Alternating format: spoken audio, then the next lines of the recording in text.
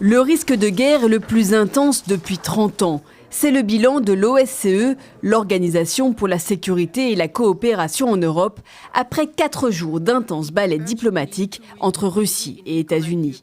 Lundi et mardi en tête-à-tête à Genève, mercredi avec l'OTAN et jeudi donc à Vienne avec l'OSCE, ce forum issu de la guerre froide.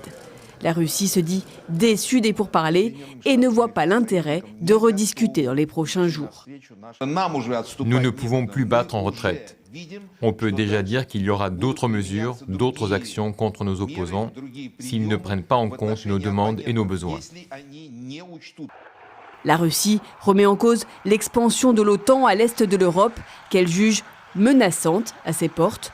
Les Occidentaux, eux, accusent Moscou d'avoir déployé près de 100 000 soldats à la frontière ukrainienne et de préparer une nouvelle invasion 8 ans après l'annexion de la Crimée. Les États-Unis se disent prêts à tous les scénarios et envisageraient même des sanctions à l'encontre du président russe Vladimir Poutine.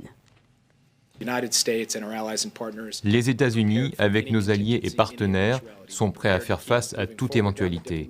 Nous sommes prêts à continuer à avancer sur la voie diplomatique en toute bonne foi et nous sommes prêts à répondre si la Russie agit.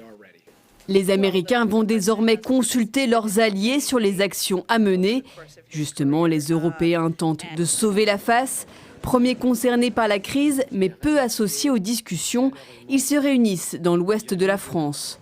Leur crainte, un retour présenté comme inacceptable à la logique des blocs de l'ère soviétique.